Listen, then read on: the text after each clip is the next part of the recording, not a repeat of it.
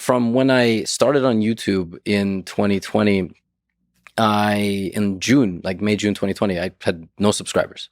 So I got to 1 million in a year. I had a lot of people analyzing my every move, all of my small flaws, and I love getting hate comments because you pin. Is it the comment of shame or something? That's what it's been named over the years by folks. I never called it that, but yeah, it's pin of shame. And pin of shame, yes. It's been tough because now people pretend to write hate comments just to get attention. So like anything, the public ruined the good thing. But it started that way. It started with people just shredding me to bits, calling me spin-offs of this and that. And I think I'm a human more than I am a creator, an influencer, an attention seeker. Like, I'm just a person.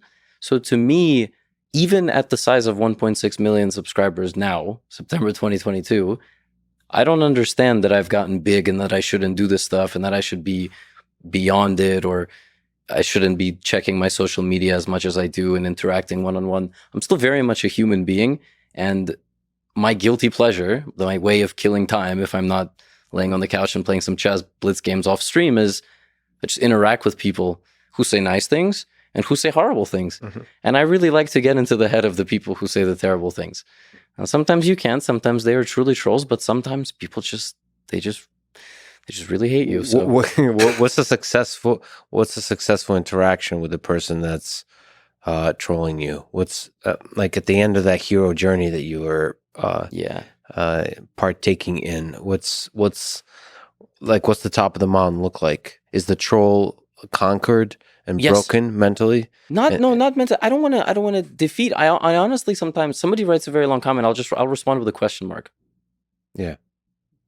Oh, so you see each other as like a brother and sister. You're gonna travel together on this journey of deep meaning, like introspection of what does this mean? Yeah, I've had people write, I can't quote now, but something about my persona, my behavior, this and that, and I just like respond to them and I say, hey, it sounds crazy that a large creator might do something like this, but this kind of goes back to you speak to folks on a very respectful way. If you make a mistake, you completely own up to it. So I have sometimes these one-on-one interactions where I say, I think you're reading too much into this.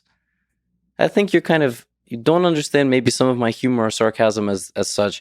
So you form this opinion that I'm this kind of a person, this and that, and now you're sort of, anything I do, you're trying to attach to that reasoning, and here you are writing this lengthy essay of why nobody should watch my content. And sometimes people go, you know what? I think you have a point. Maybe I should relax a little bit. I say, I would love to sort of interview and understand the lives of the folks that post that kind of stuff. I mean, they're human beings that have interesting journeys also. Yeah. I think they often don't realize. I think they don't realize their comment will be read by anybody, especially you. Maybe they think like, and they also don't realize you're a human being.